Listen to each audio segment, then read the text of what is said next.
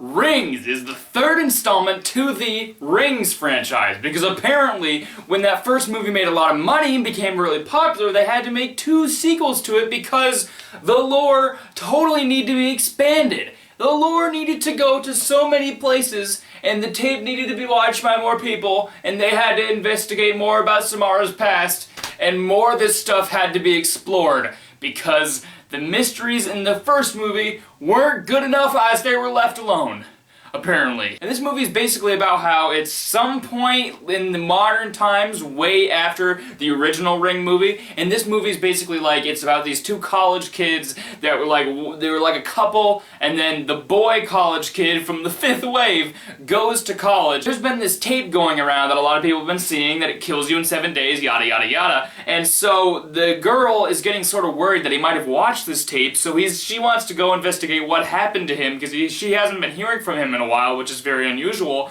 So she goes to his college, and she ends up watching the tape through a bunch of certain amount of circumstances, and then they somehow find a secret tape, a new tape, and then that new tape leads them to investigating more about Samara, and we learn more about Samara that we didn't know before, and it raises more questions about her character. Yay! So guys, I actually am a huge fan of the first Ring movie. I think that movie is probably in my top 10 horror films. That film really got under my skin the first time I saw it. I think that film has a really intriguing mystery, really intriguing characters, and everything about that movie was so just unsettling. The backstory for Samara was so unsettling, and it was so creepy, and the whole movie really really got under my skin more than a lot of other movies do. This movie really got under my skin, and I haven't seen the second Ring, but I hear it's really bad, and so this movie also came out. No one was looking forward to it, people were saying it's terrible, and I was like, well, I might as well watch it, because I've seen the first Ring, and at this point I should probably review this movie because a lot of people are saying it's terrible, and I need to review terrible movies because I can't not. That would be stupid to just review all good movies. That's lame. Some people have been giving this movie a little bit of a pass though. Some people have been saying it's mediocre, some people have been saying it's just pretty bad, and I was like, okay, I can hopefully deal with that, maybe. But it does have a 6% on Rotten Tomatoes, so I was like, oh boy, this is gonna be so much fun. And this movie is one of the worst horror movies I've ever seen in my life. I'm serious. This movie is easily one of the worst movies of 2017 so far, and if a movie tops this as one of the worst movies of the year, my mind will be just blown. It will blow up. I will die. I will probably die watching it because this movie drove me to complete insanity. I didn't expect this movie to piss me off as much as it did, but it really got under my skin in a way that wasn't good, because the first movie got under my skin, and that was a way that it actually scared me, because it was creative and it was different, and this movie, everything about it makes no sense.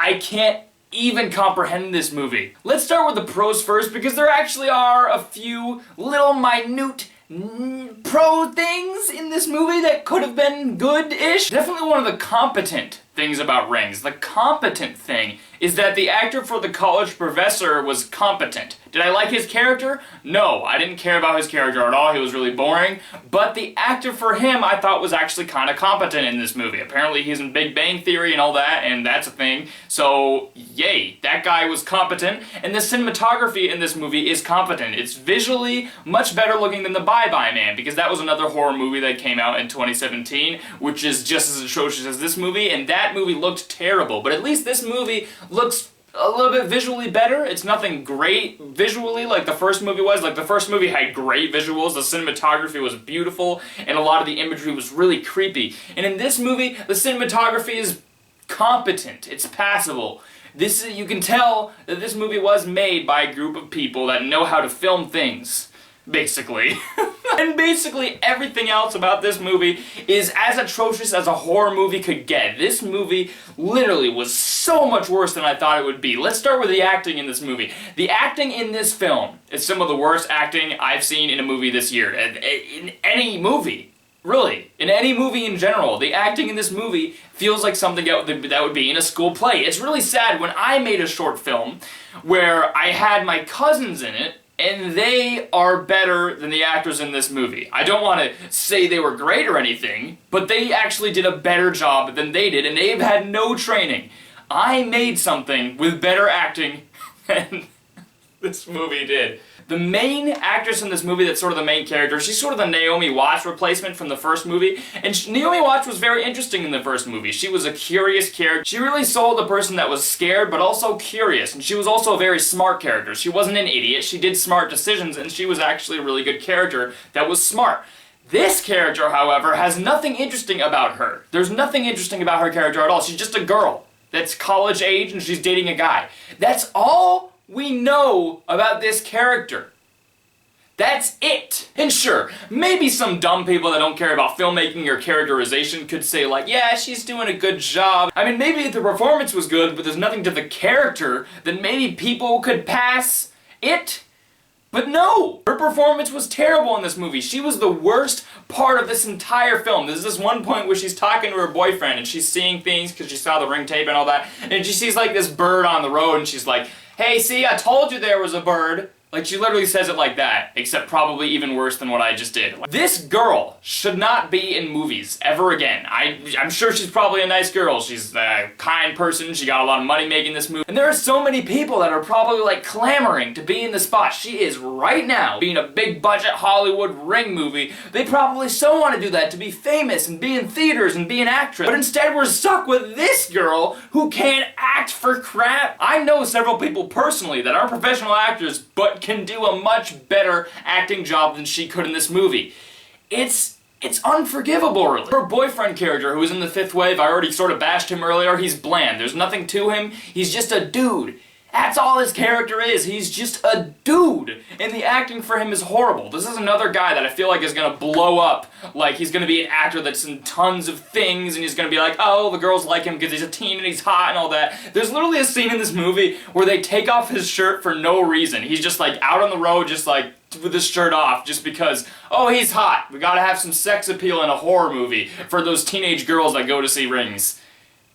Yay! His character basically reminded me of the character in The Fifth Wave that he also played. He's just a dude that's good looking and there's nothing else to him. And his acting in this movie is once again so terrible. CGI in this movie as well is so bad. Remember the scene in the original Ring movie that came out in 2002 where Samara comes out of the TV and it's like, oh my gosh, she's coming out of the frickin' TV, she's gonna kill me, she's doing all this scary stuff. How do they make a movie in 2002 that looks way better than a 2017 movie does, where technology has advanced? It's atrocious. I mean, this is right up there. The scene where Samara's coming out of the TV and it's like all CGI and stuff, this is right up there with that dog thing that was in the Bye Bye Man. Not as bad, but it almost is as bad. It looks that atrocious, and it's so sad how you can make a movie in 2002 that looks better than that. I mean, heck, they had a movie in the 90s called Jurassic Park that has some of the best CGI that's in a movie, and it looks 10 times better than this, 10 billion times better than this does. It's like, how? How could this is unpassable. But easily my biggest flaw with Rings, and the thing that made me so angry, is that this movie makes no sense at all. Like, it's seriously, I need to break down this movie. I need to see like an explained video on Rings, because nothing in this movie makes sense at all. And I remember the first Ring really well, and it's not like I needed to see Ring 2 to understand this movie, because people have told me that I don't need to see the second Ring. It's just pointless. It doesn't need to be seen in order to understand this movie. The first movie does. So it's not like I'm being stupid when I'm saying this movie makes no sense, because it truly does make zero sense throughout the majority of the time. Towards the beginning of this movie, I thought it was really bad. There was a terrible jump scare where these two people come behind her boyfriend on a Skype screen, and it plays a loud noise, and it's like, BOOM! There's nothing scary about that. They just wanted to play a loud noise because they wanted a fake jump scare for some stupid reason. That's easily probably the worst jump scare I've ever seen in a movie. I think it might be #1 worst jump scare I've seen in a movie. Two guys coming behind a dude on a Skype conversation. That was the jump scare. Don't forget about that. The first act of this movie, I was like, okay, this is really bad, but at least it sort of makes sense. And then something happened. She goes into this room where she sees a bunch of pictures of kids that are in this college class, and all the pictures are blurred out, and she hasn't even seen the tape yet. If you've seen the first Ring, you know that once you see the tape, through those 7 days before you get killed, you look at pictures, and the faces are all blurred out on each of them. You can't see the person's face when you look at a picture after you've seen the tape. But in this movie, she hasn't even seen the tape yet all the pictures are blurred out. And that blew my mind. I was like, oh my gosh, how could you be a director that sat down and made this movie, and how could there be a whole production behind this movie, and nobody just said, hey, why are those pictures blurred out? She hasn't seen the tape yet. How could that happen? But that was only the beginning.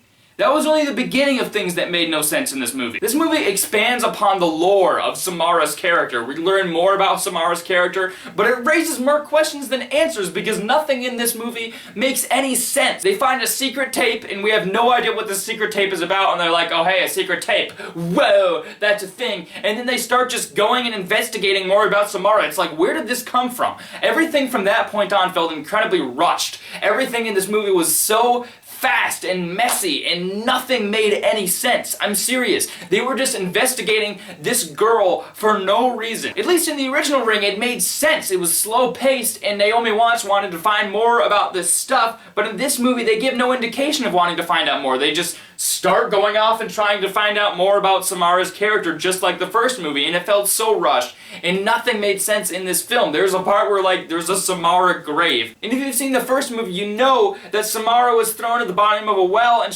her death was sort of covered up by her adopted parents. And it's like, she never had a grave? Where did this come from? Why does Samara have a grave? What? It would honestly take me hours to explain all the things that don't make sense in this movie. It would take hours. I'm serious. Nothing in this movie really makes any sense. So let me talk about more of the stuff that are problems with this movie. Nothing in this movie is scary. Like I said, everything looks cheap, everything looks fake, there's terrible jump scares, and it explores more parts of the Ring lore that I didn't even want to know in the first place. Vincent D'Onofrio is in this movie. You know, the guy that played Kingpin in Daredevil, an awesome actor. He's actually alright in this movie. He has one scene where he's actually doing a good job, but then that is cut short, and it was like, okay, great. You cut the one scene that was actually sort of good short. Who cares about spoilers? I'm gonna say spoilers in this review. If you care about Rings, then don't watch this. Vincent D'Onofrio is basically Samara's original dad because she got adopted by other parents in the original Ring movie, and Vincent D'Onofrio is Samara's dad. And he's sort of the villain antagonist in this movie, and nothing he does makes any sense. It's all, none of his motivation makes sense. But like I said, if I mention all the things in this movie that don't make sense, it's gonna take me an hour. So let me get to the point.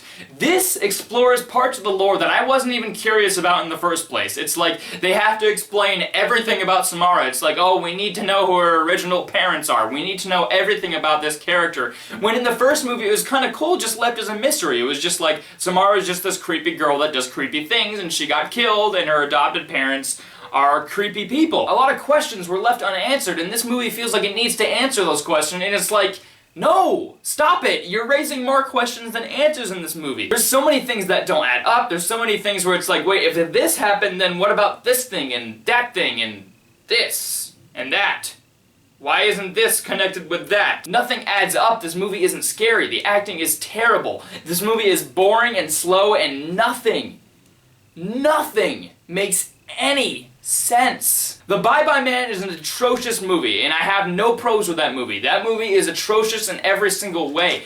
But at least that movie actually made sense. Like, at least you could follow what's going on. This movie, you can follow nothing. It's like they wanted to explore the Ring lore and make it even more complicated and confusing and just, I don't care anymore. Rings gets an F.